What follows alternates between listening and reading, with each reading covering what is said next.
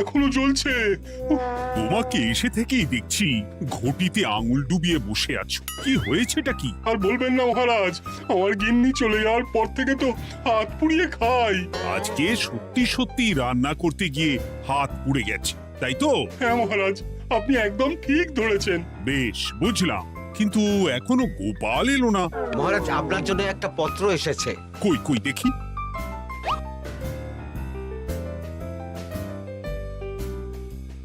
ঠিক আছে, তুমি এখন এসো। কিসের পত্র মহারাজ? দাঁড়াও, আগে গোপাল আসুক, তারপর বলছি। এই তো চলে এসেছি মহারাজ। দেখুন, আজকেও দেরি। আপনি কিছু গোপালকে বলেন না বলে লাই পেয়ে পেয়ে গোপাল আপনার মাথার উপরে উঠে গেছে। আমার নাম কি চুল নাকি যে মাথার উপরে উঠবো? আপনিও পারেন বটে। আমার নিজেরটাকেই চুল নেই। বাদ দাও, শোনো, আমি একটা নিমন্ত্রণ পত্র পেয়েছি। পাহাড়পুর রাজ্যের জমিদার বল্লভ নারায়ণ আমাকে নিমন্ত্রণ করেছেন। এ তো বেশ সুসংবাদ মহারাজ। পাহাড়পুর অপূর্ব সুন্দর রাজ্য, আপনি ঘুরে আসুন মহারাজ। না না না না না, আমি একা যাব না, তোমাকেও যে যেতে হবে। আজ বিকেলেই বেরোবো, তুমি জামা কাপড় গুছিয়ে রেখো। এ আমার পরম সৌভাগ্য মহারাজ। এ কি মহারাজ, গোপাল কেন যাবে? আমি কি দোষ করেছি? আমাকেও নিয়ে চলুন। না না না, তুমি রাজ্যের মন্ত্রী, আমি বেশ কিছুদিন থাকবো না, তাই রাজ্যটা তোমাকেই সামলাতে হবে। আচ্ছা আচ্ছা, আপনি তো রানীমাকেও নিয়ে যেতে পারতেন। আমি কোথায় কাকে নিয়ে যাব সেটা আমার একান্তই ব্যক্তিগত ব্যাপার। তুমি বেশি বোঝাতে এসো না মন্ত্রী। বেশ।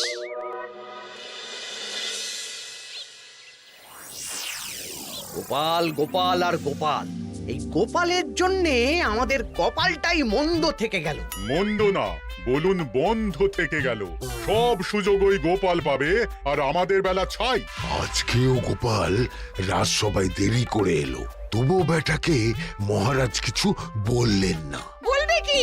উল্টে মহারাজই তো গোপালকে ঘুরতে নিয়ে যাচ্ছেন। পাহাড়পুরে গিয়ে ভালো মন্দ আহার করবে গোপাল, আর আমি রাজ্য পাহারা দেব। হ্যাঁ, ঘেন্না ধরে গেল এই জীবনে। গোপাল যতদিন আছে ততদিন কিন্তু আমরা ওই ফুলে ফেপে উঠতে পারবো না। গোপালের যেন 7 খুন মাফ। আমরা তো বানের জলে ভেসে এসেছি। আপনি তো গোপালকে তাড়ানোর অনেক চেষ্টা করেছেন, কিন্তু কিছুতেই কিছু হয়নি। হবে কি করে? গোপালের একে ওই ক্ষুরোধার বুদ্ধি, তারপর মহারাজের উপর অগাধ বিশ্বাস, দুটো মিলেমিশে এক হয়ে গেছে। মাঝে মাঝে তো মনে হয় বেটাকে মেরেই ফেলি। আমার দু চক্ষের বিষ।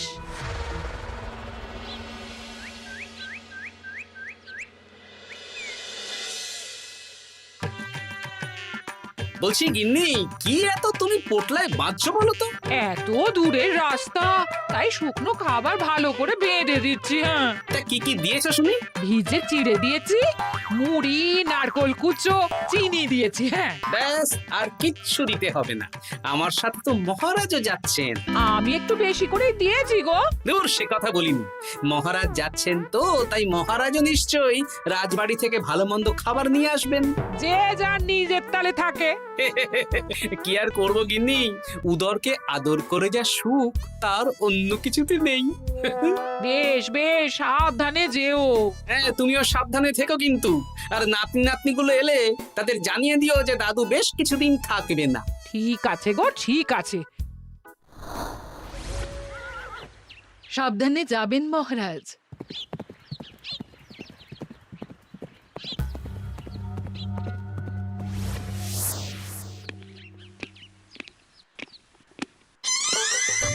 তুমি হুটহাট করে কোথায় চলে যাও বলো তো?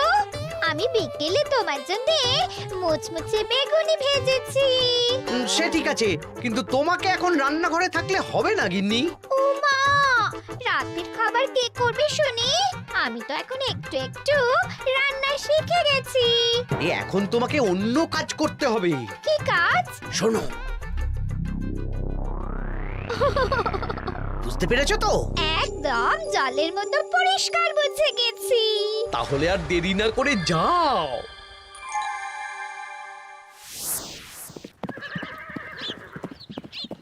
মহারাজ একটা কথা বলতে পারি? বলো গোপাল। আমরা পাহাড়পুর জমিদার বাড়িতে যাচ্ছি কেন? তুমি তো জানো আমাদের সেনাপতি এখন একা একাই নিজের সংসার সামলায়। হ্যাঁ, ওই ঘটনার পর থেকে তো সেনাপতির জন্য ভালো পাত্রীও পাওয়া যায়নি। পাহাড়পুরের জমিদার বল্লভ নারায়ণের একমাত্র কন্যা এখন বিবাহযোগ্যা, তাই আমি আর তুমি দেখতে যাচ্ছি। সেনাপতিকেও সাথে নিয়ে গেলে হতো।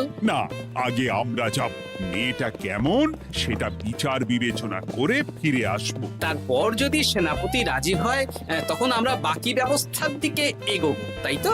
একদম তাই। আর তোমার যে ভালো মানুষ চেনার ক্ষমতা আমার জানা আর কেউ নেই, সেই জন্যই তো তোমাকে নিয়ে এলাম। এ আমার পরম সৌভাগ্য মহারাজ।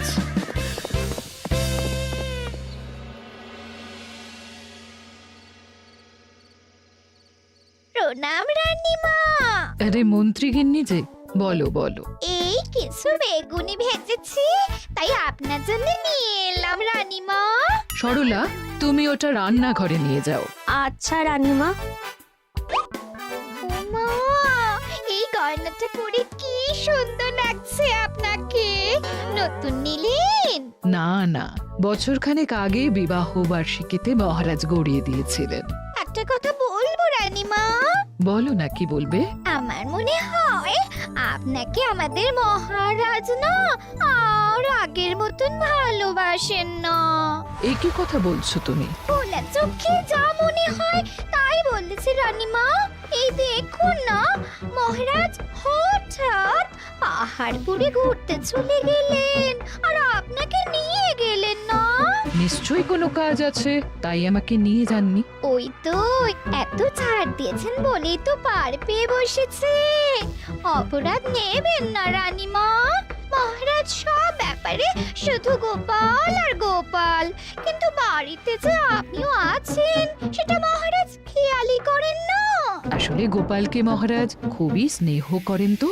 আপনি আগে না গোপাল আগে? পাহাড়পুর তো এত সুন্দর জায়গা, চারিদিকে পাহাড়, পাহাড় থেকে নেমে আসছে নদী। ভাবুন আপনাকে মহারাজ নিয়ে যেতেন যদি। সত্যি তো, আমাকে তো মহারাজ নিয়ে গেলেন না। নিয়ে যাবেই বা কেন? আপনাকে তো আর মহারাজ আগের মতো ভালোই বাসেন না। সব ধ্যান জ্ঞান এখন শুধু গোপাল। হ্যাঁ, সত্যি তো, আমি তো এটা ভেবেও দেখিনি কখনো। গোপালই আপনার কপাল পুড়িয়েছে। আসছে রানীমা।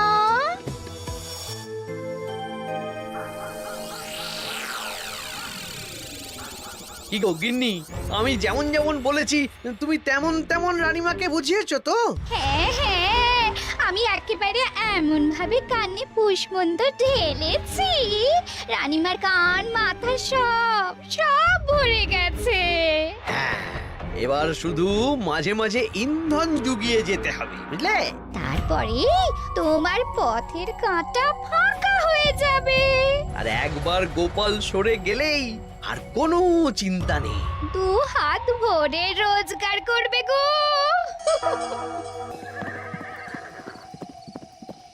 কি কেমন লাগছে যাত্রা? বেশ ভালোই মহারাজ।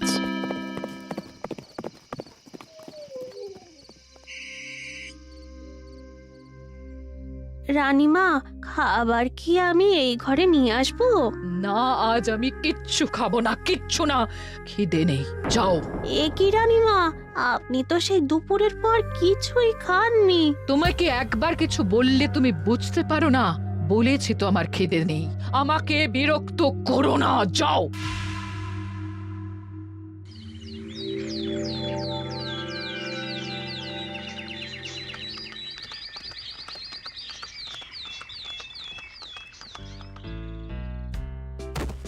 আসুন মহারাজ কৃষ্ণচন্দ্র, আসুন আসুন আসুন। কি সুন্দর জায়গায় পাহাড়পুর, মনে হচ্ছে বেশ কিছুদিন থেকে যাই। তা থেকে যান না। এখন যে কাজে এসেছি সেটা আগে করে নি, তারপর যদি সব ঠিকঠাক তখন তো আবার আসতে হবে। তাও ঠিক। এই বিমলা মা, এদিকে আয়। এই নিন কমলা লেবুর শরবত। বেশ সুন্দরী দেখতে মহারাজ। নিজের মেয়ে বলে বলছি না, বিমলা সব কাজ নিজের হাতে করে। বাড়িতে পাঁচটা দাস দাসী আছে, তাদের কাজই করতে দেয় না। বাহ বাহ বাহ, ভালোই তো। আপনার মেয়েকে তো বেশ লক্ষ্মীমন্ত দেখতে। ও অনেক ছোটবেলায় মাকে হারিয়েছে, কিন্তু নিজের ইচ্ছে পড়াশুনো রান্না বান্না সব শিখেছে।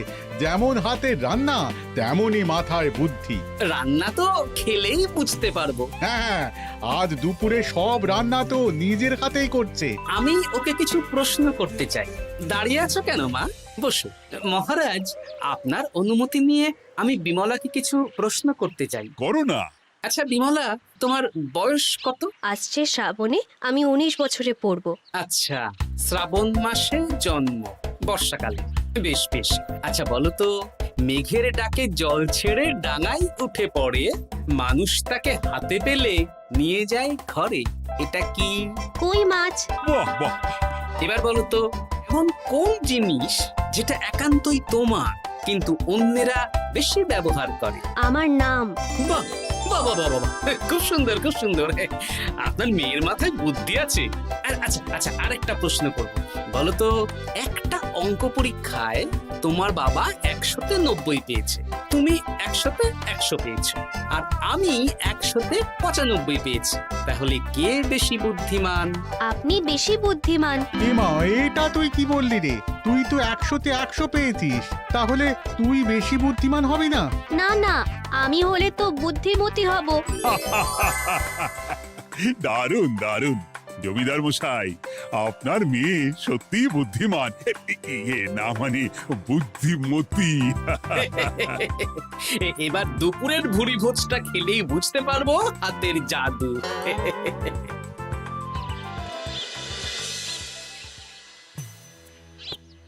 রানীমা, বেলা হয়ে গেছে, এভাবে না খেয়ে থাকবেন না, আপনার শরীর খারাপ করবে। তোমাদের মহারাজ আসুক, তারপরে খাবো। যতদূর জানি মহারাজ আগামীকাল সকালে ফিরবেন। বেশ, আমাকে একটু শরবত করে এনে দাও, আর কিছু খাবো না। আচ্ছা রানীমা। বুঝলি, আজ পুকুর ঘাটে গিয়ে যা শুনলাম না। কি শুনলে? রানীমা গতকাল বিকেল থেকে কিচ্ছু খাচ্ছেন না, মহারাজের ওপর রাগ করে। এখন রানীমার রাগ, এরপর ভাগ গোপাল ভাগ।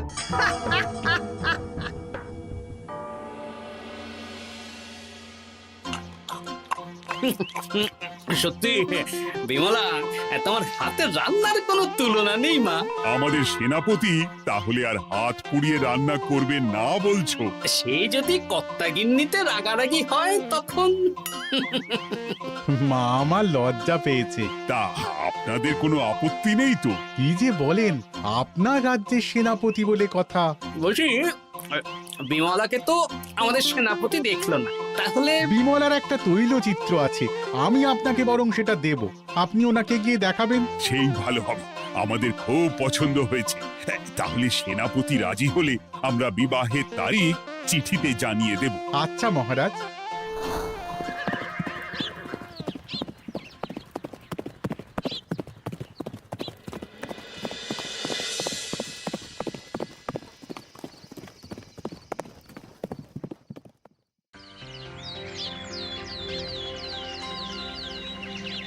মহারাজ, আমি তাহলে আসি।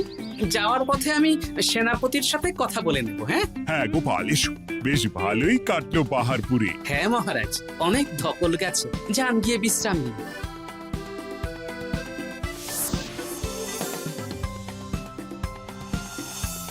কি সেনাপতি, পছন্দ তো? হ্যাঁ, খুব পছন্দ হয়েছে গোপাল। তোমার চোখ তো দেখছি একেবারে জহুরির চোখ।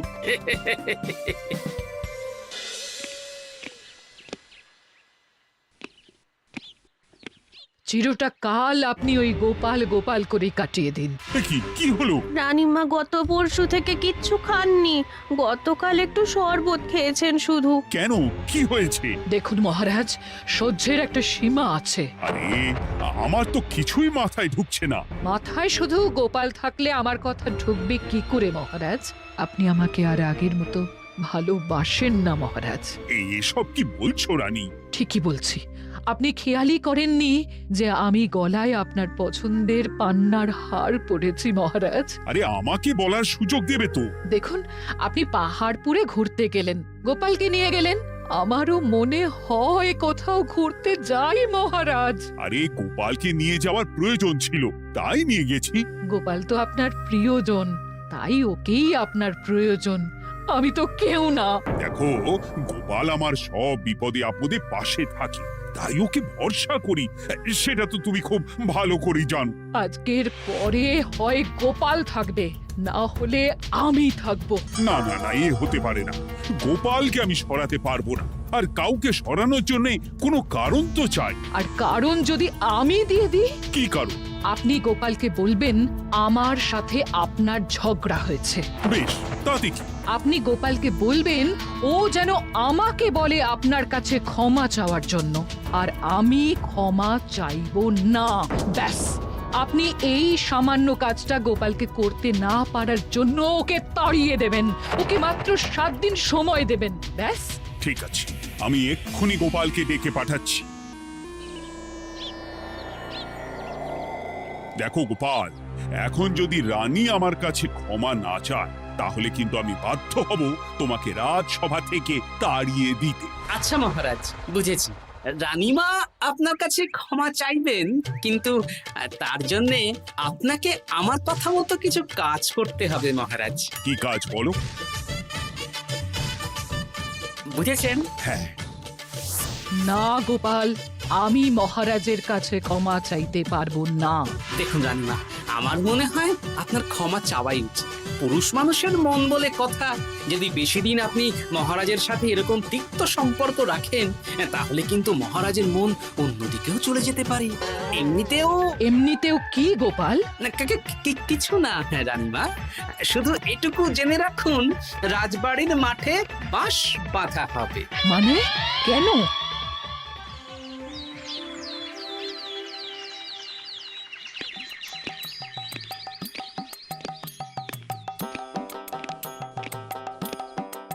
আসতে পারি মহারাজ?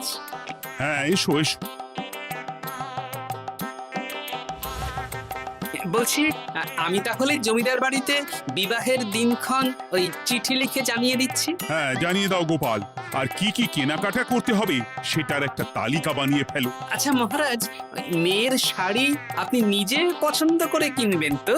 হ্যাঁ, ওই শাড়িওয়ালাকে আজকে দুপুরেই আসতে বলো। আচ্ছা মহারাজ।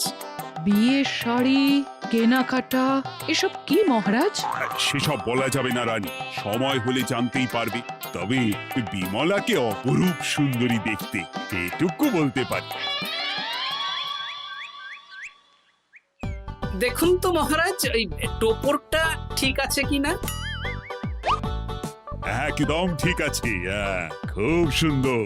শাড়িওয়ালা এক্ষুনি আসছে। আসছি মহারাজ। এসো এসো। তার জন্য শাড়ি লাগবে মহারাজ? রানীমার জন্য? না না, বিমলার জন্যে। বিমলাকে? এক অপরূপা তরুণী, বুদ্ধিমতীও আছে, ধীর স্থির, ঝগড়া করে না। বেশ, অনেক হয়েছে মহারাজ। দোহাই আপনার, আপনি দ্বিতীয় বিয়ে করবেন না। আমি ক্ষমা চাইছি। কি বলছো রানী? আমি বুঝতে পেরেছি, আমি আপনাকে গোপালের নামে 2-4 কথা শুনিয়েছি বলে আপনি বিয়ে করতে চলেছেন।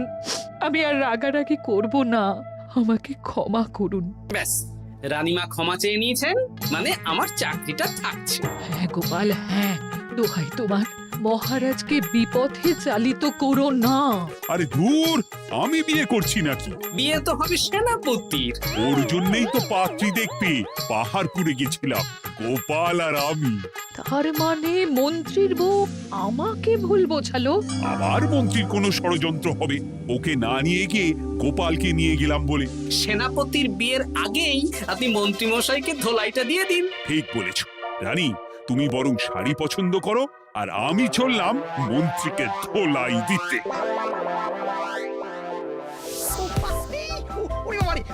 তুমি এত নীচ, হ্যাঁ? তোমার গিন্নিকে দিয়ে রানীর কানে বিষ ঢালা। ভুল হয়ে গেছে, ক্ষমা করে দিন। এখন মন্ত্রীমশাই ভ্যাঁ করছেন, কদিন পরে সেনাপতির বিয়েতে প্যাঁ হবে ছাদনা তলায়।